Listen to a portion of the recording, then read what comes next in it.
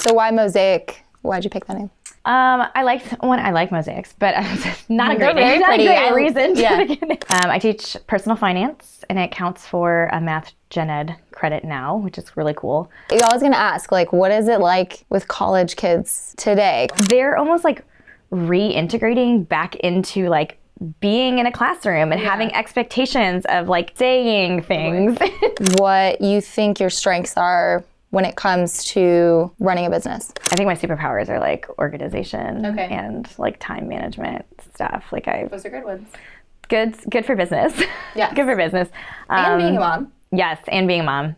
So what would you say is your advice for starting a business and raising a family? I would say start it before you have kids. Get a good foundation and like make sure you are intentionally building your business in the way that's going to be flexible for you as a parent. My second advice would be when you start building your business, regardless of when, just build it with that flexibility in mind.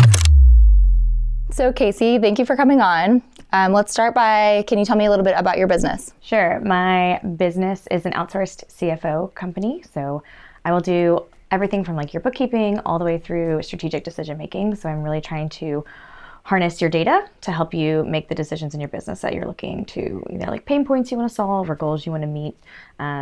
Recently renamed Mosaic CFO. So we've got a new name. We're going to do a brand refresh soon and like build a website and stuff to. What was it before? Just Galanti Accounting. Okay. Because it was actually like I didn't mean to start a business. Yeah. It was kind of an accident. Okay. I was supposed to be semi-retired. I got like really burnt out after my third kid was born, about a year after my third kid was born. Yeah. And it's a lot. We're 6 months in and I'm sweating. 3 is a lot.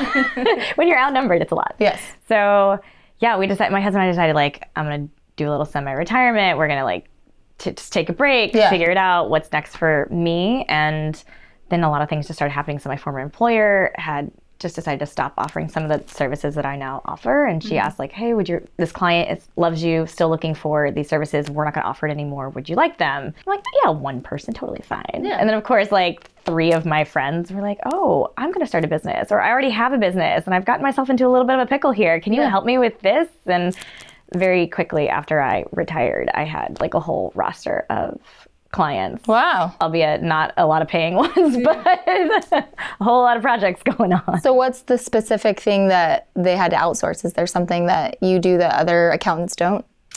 So I'll take your bookkeeping. So a lot of people I start working with, they are in spreadsheets or they don't have a good separation of even like their personal and their business stuff. So they don't even have an idea of everything that's coming in and everything that's going out. They don't really understand how much does it cost to run my business. And so first we start by building like a financial foundation through your bookkeeping.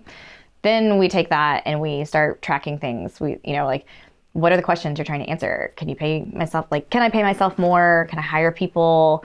How much does it actually cost to run my business? Like we'll go into what services you're offering, how they're priced, all sorts of different things. So really it's like I'll meet with them monthly and I'm like, how's it going? Like, how do you feel? Yeah. What's going on in your business? Like what's new? What's frustrating? And if there's anything that I can, or like, what do you want to do? So either like solving some pain points or working towards goals. I try to figure out what are the decisions you're trying to make? What kind of data can we get that would help you make a decision one way or the other, or feel confident about making a decision. And that's really what it's focused on. Okay. So why Mosaic? Why'd you pick that name? I like mosaics, but not a great reason to pick a name. I mean, the name of my company is Working Mom, so I just picked it because I like the show Working Moms, and I am a working mom, so just went with it. But I just picked the name because I liked it. It stands out, which I feel like matters a lot in a business. Yeah, I didn't like that my other name was just like my name in accounting. Accounting is not really the right word for what I do. I will do your bookkeeping and I will do a lot of that. I will not do your taxes. Do not ask me to do your taxes. Not a tax accountant. Sorry. But I might have to rethink a question that I have. But I like the idea of a mosaic because it's, you like take pieces and put them together to like make a picture. And I feel like that really is a good parallel for like what I do with clients. Cool. I take, your frustrations, I take your goals, your dreams, and I take some data and we like put it all together. And it's like we try to build the picture. Like what is reality? What can we work towards? So I kind of liked that parallel. Yeah, I like that. And then you also teach at UTC. How long have you been doing that, and what do you teach there? I teach personal finance, and it counts for a math gen ed credit now, which is really cool. This is my second year. Okay. So I taught one class in the fall last year, one class in the spring, and now I have 2 classes this fall. Nice. Yeah, it's really cool. It used to be a junior level finance major only class. So it's kind of like gated off, but now that it's a math, like it satisfies a math gen ed credit, it's open to pretty much all students, which is really great because people need that. Yeah, I feel like that should be a requirement. And then you wrote the course, correct? Yeah, so I built my own course. I didn't have to. It was definitely a choice. Okay. Oh, I thought they maybe asked you. Yeah. They were like, here's all these textbooks. Like, if you are interested in looking at any other textbooks, like pick one. And I just started going through these textbooks, and just about the fifth one, they're like dated. They were way too jargony. They weren't really focused on like what I thought this class should be focused on. So not only did I think they all suck, I also couldn't square the idea of making these students pay for, you know, hundreds of dollars for a textbook that I thought was subpar. And just the idea of like making it, I'm like, this is a personal finance class, and I just I couldn't make it work. And my husband was like, you're gonna build your own class, aren't you? And I was like, that's incredible. I am. And it was. How long did it take you? Oh, let's see. I mean, it was a project. Okay. Like it started. Like I probably knew I was confirmed teaching for the fall, probably around like April of the earlier that year, and I did a huge chunk of it like leading up to it. But I would be a liar if I didn't say I was like writing the 5 pages of stuff that I want them to read before they come to class, and like building the assignments and like. And doing they're in Canva, but it's not like procrastination. I like to say it's prioritization, because you have 3 kids. Than I thought. Yeah, maybe that too. It's just like this was just way more in depth than I thought. So I may have been like building slides the day before I was walking into class to do them. But it worked. It worked. And I say I was building slides, and by that I mean my best friend built them. She's like a curriculum designer. And yeah, that was a lifesaver. I would have absolutely been a hot. So you just wrote it and then said, here, I want you to make this look pretty. And I wrote with like 5 to 10 pages of like the actual stuff, which is kind of the substitute for a book for the students. And she took that and actually turned it into something that's like not awful to look at. How many students are in each class? So my first semester and this semester, I was capped at like 40 to 45. That's like the typical smallest class. My second semester, I had 60, and something happened in that one. Nobody would say anything to me. It was like nothing happening. Maybe I was going to ask, like, what is it like with college kids today? Because my sister, she said that, what was she doing with college? Well, she was student teaching because she was getting a second master's degree because she's insane and over the top. And she was student teaching, and she was telling me some stuff about the students and how some of them will have these really lame excuses for things. And I mean, students have always had that, but I guess what are the students like? Students are, it's a strange group of students. Okay. A lot of them that I have, they're on the earlier in their college career right now, which means, well, partying. Some of that for sure. But it means they were their junior and senior years of high school were the COVID years. And so they're almost reintegrating back into being in a classroom and having expectations of saying things. So some of it is hard. Some of it is I don't know, something happened last spring where half the nobody would talk to me. Nobody they wouldn't raise their hand. I'd ask, does anybody have any questions? They'd barely respond. That's I'm so up there awkward. It is so awkward. I'm up there making an absolute fool of myself, just trying to get some laughs or some signs of life, Kids because they're so disconnected, not all, but kids today are kind of disconnected from people, and so they don't talk to adults as much maybe, and they don't learn to talk to adults as much. I don't know, I have a whole thing with screen time and iPads and stuff, and I feel like it makes kids not know how to talk to adults, I feel like that's probably that generation too, because they were little when the iPad was out, I don't know. I couldn't get a lot from them. I ended up trying to harness some technology using Poll Everywhere, and I like opened up a poll and they could submit a question on their phone, like anonymously, and then I could pull it up later in class and like see questions. So for the first half of the semester, I'd be like, does anybody have any questions? And I'd get crickets. And then as soon as I turned this like poll on where they didn't actually have to like raise their hand and speak out loud, I had like a list of 20 questions. And I was like, you liars, you do have questions. Like, I just spent 8 weeks not answering any of your questions. And like, what? If I'd have known, but I had no idea. You just had like personality, you had a lot of nervous. I don't know. It was something like, it was weird because it didn't have to be first semester. And I think something happened in between like the smaller size class and then like the class became at least big enough where people thought like, oh, well, I can hide in this class. And not pay attention. People probably, maybe they weren't paying attention. It's a whole situation. Okay, and then you are not from Chattanooga originally. Tell us where you're from and then how you ended up here.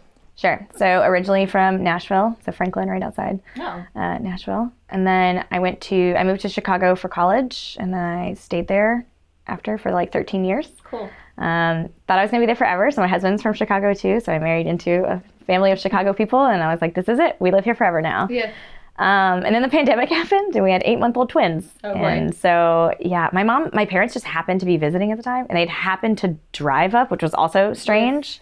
When COVID when we locked down. Yeah, when we got sent home for the lockdown. Because they were strict there. Here, oh yeah. It's like, does COVID it was like right exist? at the beginning when they were still like, go home for 2 weeks. We'll see you in 2 weeks. Yeah. And my parents they had like just arrived the day before. And I was like, okay, like, can you just stay? I know you were only going to be here for a few days, but like, you drove, you don't have a plane ticket. Like, you just want to hang out.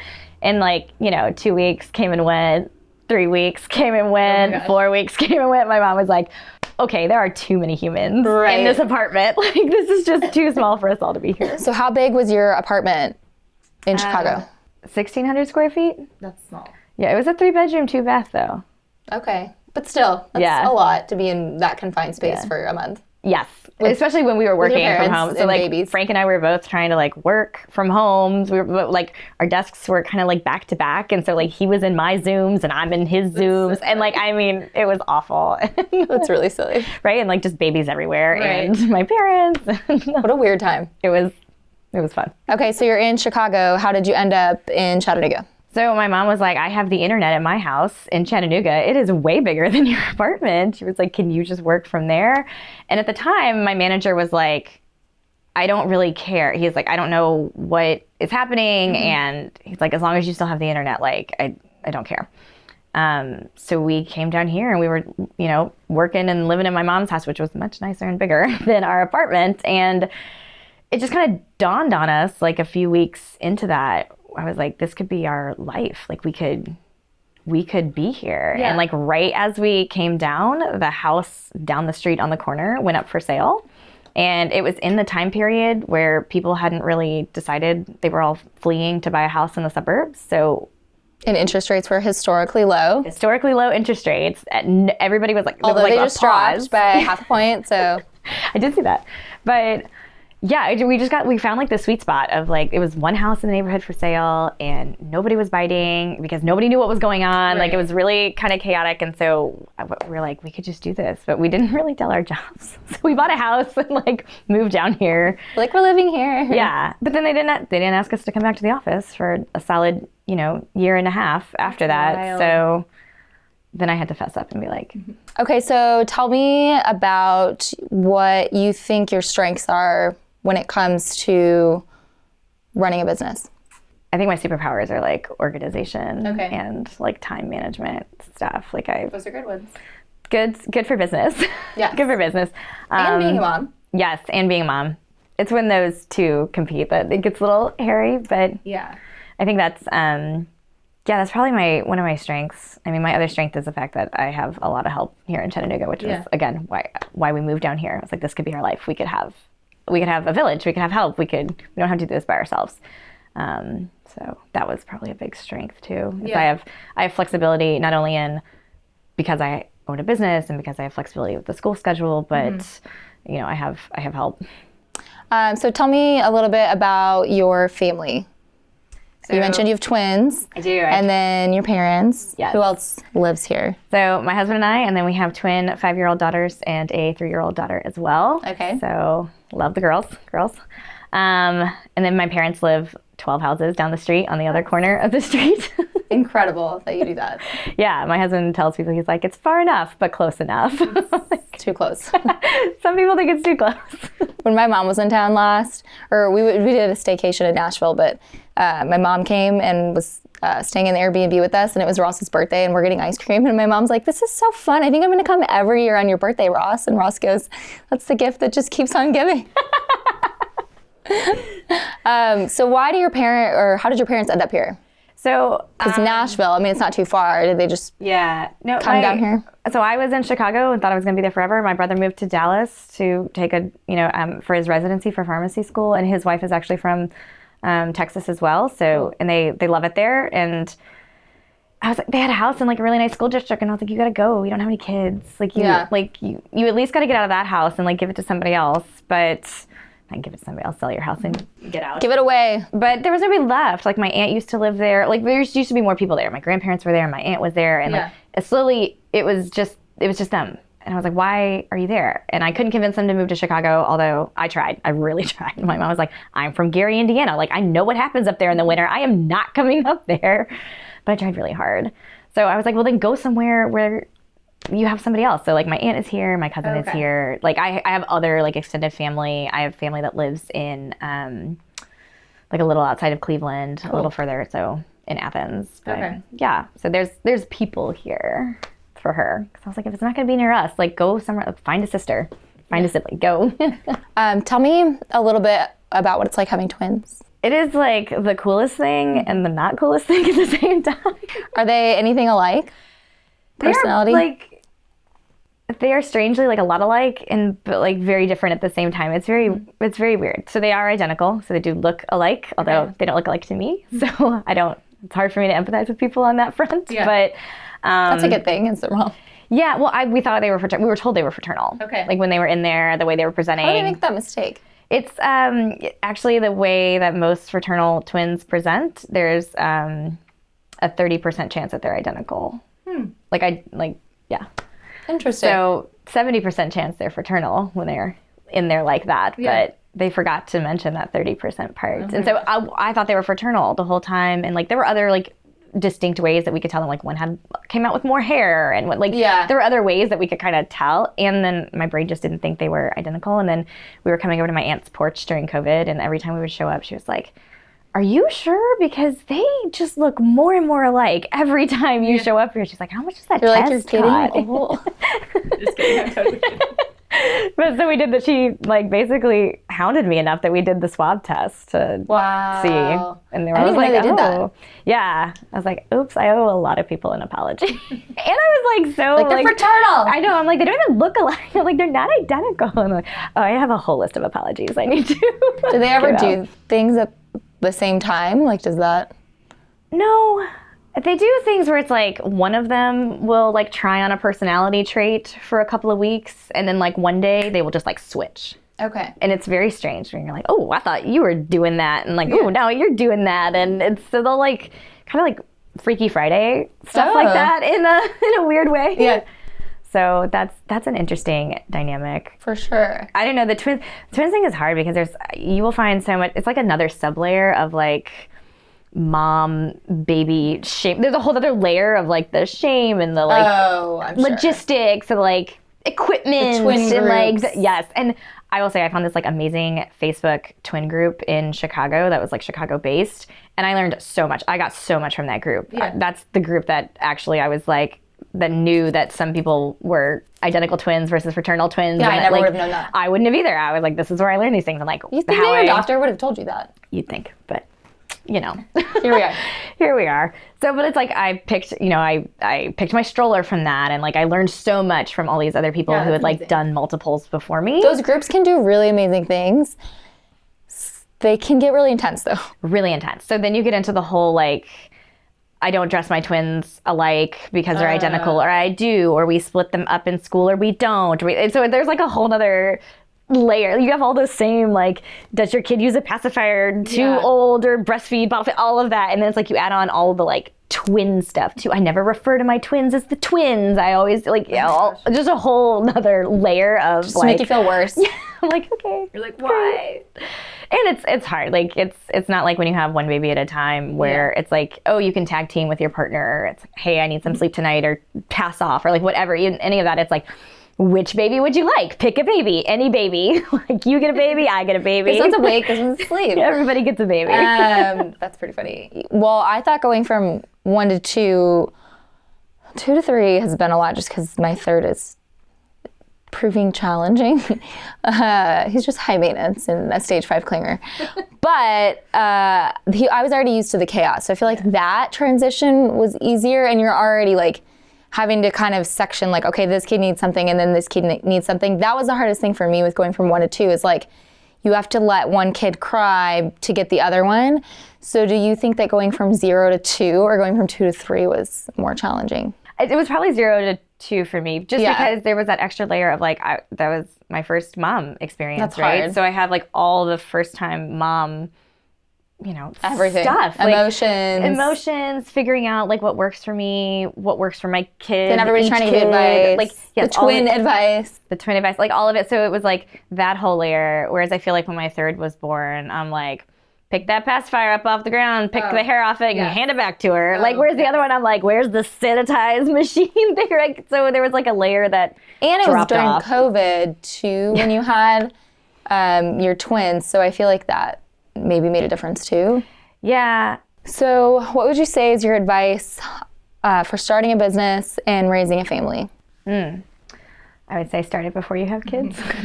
Get a good foundation, and like make sure you are intentionally building your business in the way that's going to be flexible for you as a parent.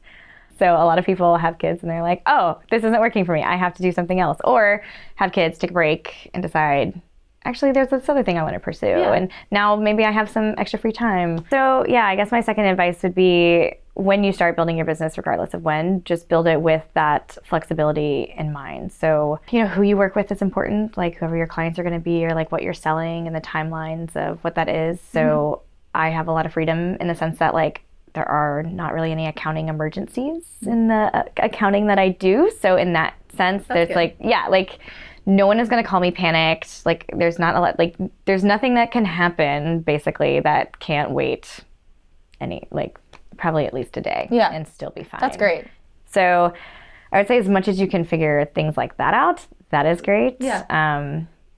Flexibility is really, really key. It's a hard thing to like think about at the beginning, because that's not usually one of your top things. You're like, I need to make some money and I need to cover my expenses. I need to like do businessy things. So what are your goals for your business this year? Do you have any set goals that you want to reach before the end of the year or sometime next year? These are hard for me because I feel like teaching and having like trying to grow my business at the same time. Plus 3 kids and those 3 kids. Let's not forget those. What are you talking about? But it's like nothing ever goes as fast as I want it to. There's things that I want to do in all of these realms. It's like everything just goes slower than I want. But at least for my accounting business, I think I do really have a goal by the end of the year to like get that brand refresh, to like go with my new name, and what else? I probably get like a working website and like get some of my like new client processes like really put in place that are like slick with some automations and stuff. So I'm looking forward to that. The hard thing with owning a business is, for me, it is with growth, because you want to do more than you don't feel like you're doing a whole lot day to day, because you have a really, really long list of like 1,000 things that keeps getting added. And then you also have stuff that comes up in your personal life that then takes prioritization over that. Like I say, it's not procrastination, it's prioritization. And there's stuff in business too, and whatever that'll come up that I have to put ahead of these long-term goals or whatever. But it's hard to see growth from your perspective. So I don't know. I feel like if you're just working on it a little bit each day, like even some days you might not get anything done, but you're thinking about it, you're writing ideas down or whatever, I feel like that is good. Because then in a year, you're going to look back and be like, look how far that I've come. I feel like that all the time. Because I'm like, I was like, when I first started, I look back at that time and I'm like, I knew nothing. Like I was terrible. And then, even from a year ago. I'm like, I've definitely grown from that point, but it's hard to see it. It's hard. It's like watching your kids grow, right? When you see them every day, you like can't actually see the bigger change. Perspective.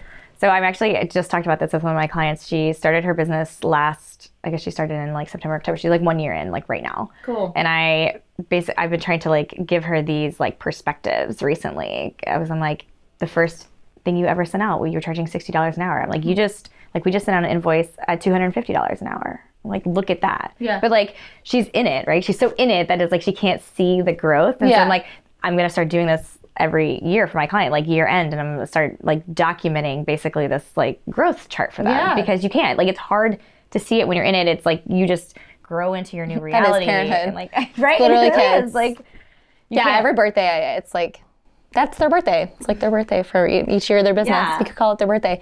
Every year on my kids' birthdays. 4 is hard because I feel like that one, they feel so grown up when they hit 4, like they're not babies anymore. And so that year, I feel like is hard because my middle one's gonna be 4, and I'm like, how? She seems like she was just a baby. But every birthday, I'm like, how are they this age? It's crazy. Yeah. I know. I was like, we're gonna have to start like stop using the word baby for right? Like, we can't. But she's the baby of the family. She's the baby. She'll always be the baby. I'm the youngest. I'm the I know. baby I of the feel that family. too. I'm like, I'm grandma's baby. Yeah. My mom's, she doesn't call me baby. She would never do that, please. Mom, don't ever call me that. Okay, so if you could go back to before you had kids and before you started your business, what advice would you give to somebody in that same position or even younger you? I think 2 things. I think the thing I would do first is start practicing asking for help. It's actually like really hard for me. Like, I just have a personality where I'm like, I can do this. Like, if I just try hard enough, I can do anything. And but you can delegate. Yeah, you can delegate, or there's just nothing wrong with asking for help. Yeah. And like, it is a skill. Like, it's a skill that you have to practice, and I am still practicing that. And I think maybe having twins has helped accelerate that practice for me. I can imagine. So that was like my first one, which I thought was maybe a little counter. Like, that's probably not a lot of advice you hear. And then No, it's great advice. my second piece of advice would be to believe in yourself more, like to my younger self. I think I have a lot of imposter syndrome. I think it's a female thing too. Yes. Like, how could I possibly put, this service out and charge this price or do this thing when like there's all these other people out here that are probably doing it better, more expert. Like, you don't know everything. How could you possibly, all of it, right? Like, and then time after time, I even getting the feedback from my clients. You're so invaluable to my business. Like, thank you so much. What would I do without you? Like, you were the best. And for some reason, it's like I just discount that. And I'm like, but look at all these things that I don't know and I can't do and I haven't done yet. And it's like, what is wrong with you? Like, you can do this. And I feel like if I just like believed in myself more, I probably could have started my own business even sooner. Like, I didn't believe that I could be an outsourced CFO until I like went and got a employee job doing that and like basically proved to myself like, oh, you can do this. Like, look at what is being charged for your output, your value. Like, you are worth this. Yes. If you had half the amount of clients and charge the same price, you could be making the same amount of money as what you're making as an employee. So like, I guess really seeing that is the way that I have to like prove it to myself. Yeah. And I'm so capable, but I don't always like feel that intrinsically. So I wish I could do more of that. Yeah. But however I need to cultivate that, I think that's that's a good one. That's amazing. You are cultivating it. You're working on it every day. Every day. Just look back in a year and you'll notice. I make my own growth chart. Yeah, exactly. Like, what made you want to start the Working Moms? I get so much value out of like the moms in business and I love that. like having I love hearing business that. friends. I love hearing that. It's hard to start groups that people come to in events that they consistently come to, which everybody can't come every single time. But it's nice. I really like connecting business women. So Moms in Business is separate from Working Moms. I started working at a really small brokerage when I first got into real estate. And then I wanted to be more independent and not give my money to somebody else and make my own rules. And I don't like people telling me what to do, which most people don't. And so since we had already, Ross was working in construction, and then we have affiliation with property management. It just made sense to start a brokerage to kind of have it all in one. And so, that's kind of how I came up with it. And then the name, I just liked it. I thought it stood out. I mean, I get a lot of comments on it, and I know it's not going to appeal to every single person. Like, some single 35-year-old guy is probably not going to want a pink sign that says Working Moms Realty in his yard. Maybe he will. I don't know. Maybe he will. Maybe it'll attract women. But that's okay. I'm okay like specifying my audience. I also don't have the capability in me to work with every single person in Chattanooga. So yeah, I'm fine. I love helping out families, and I also just really love connecting local female business owning women, and then also moms in our community. So yeah, I love it. It's actually like I was feeling a little lonely and a little, isolated. And I was like, I'm starting this business, and it's lonely. I'm doing all Honestly, these it can be really things lonely starting a business.